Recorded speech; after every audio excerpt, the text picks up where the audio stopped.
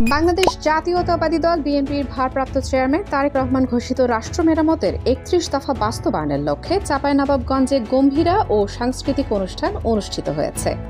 ৭ তারিখ মঙ্গলবার বিকেলে বালিয়াডাঙ্গা ইউনিয়নের ৮ নং ওয়ার্ডের শিমুলতলা সরকারি প্রাথমিক বিদ্যালয় প্রাঙ্গণে এই অনুষ্ঠানের আয়োজন করা হয়। অনুষ্ঠানটি আয়োজন করে জাসাস চাঁপাইনবাবগঞ্জ জেলা শাখা এবং তত্ত্বাবধান করেন চাঁপাইনবাবগঞ্জ জেলা বিএনপির আহ্বায়ক জনাব গোলাম জাকারিয়া।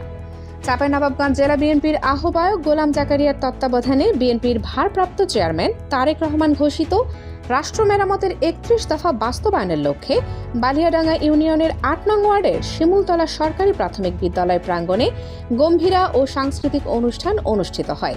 অনুষ্ঠানটি বাস্তবায়ন করেন জাসাস চাঁপাইনবাবগঞ্জ জেলা কমিটি। অনুষ্ঠানে বক্তারা বলেন, তারেক রহমানের ঘোষিত রাষ্ট্র মেরামতের ৩১ দফা বাস্তবায়নই দেশের সুশাসন ও গণতন্ত্র পুনরুদ্ধারের একমাত্র পথ। এই লক্ষ্যে সাংস্কৃতিক কর্মকাণ্ডের মাধ্যমে জনগণকে সচেতন করার উদ্যোগ অব্যাহত থাকবে। অনুষ্ঠানে স্থানীয় নেতাকর্মী ও সাধারণ জনগণের উপস্থিতিতে গম্ভীরা, সঙ্গীত ও নাটকের মাধ্যমে দেশের চলমান সামাজিক ও রাজনৈতিক পরিস্থিতি তুলে ধরা হয়।